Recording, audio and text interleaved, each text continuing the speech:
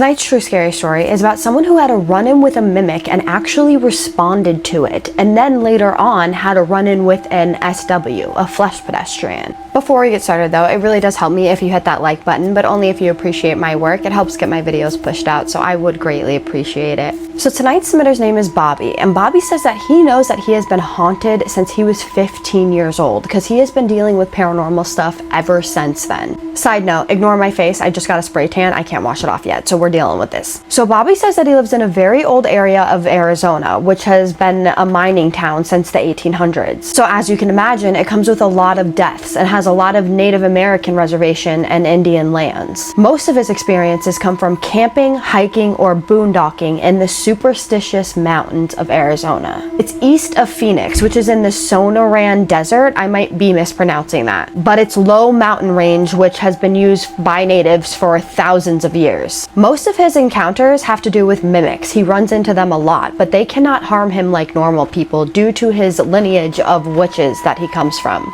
He had two that decided to mess with him about a year ago, and they were unpleased by the fact that he was not afraid of them and also answered them. They have rules, just like the Appalachian Mountains, like if you hear your name, no you didn't. If you hear a whistle, no you didn't. Do not whistle back. Well, he whistled back, so they started following him around for a while he was boondocking in the Superstitions. And he can do this because he knows the land well, he knows how to boondock, he's been doing it for a long time, and he does it in this area because it's close to his wife's job. He's disabled, so they camp a lot, and he just hangs out with this cat and his dog. It started off with whistles, but then it progressed into them calling out his name in his wife's voice. That he would not respond to. This went on for months, and then they started messing with his wife, and then in 2024, they unfortunately lost their cat. He was a Mancoon cat in a rescue, and he was in bad shape, and he eventually ended up actually getting cancer and passing away. He was his wife's everything, and he actually passed in his wife's arms, unfortunately. One of the mimics evilly started mimicking the cries that the cat made right before it passed away.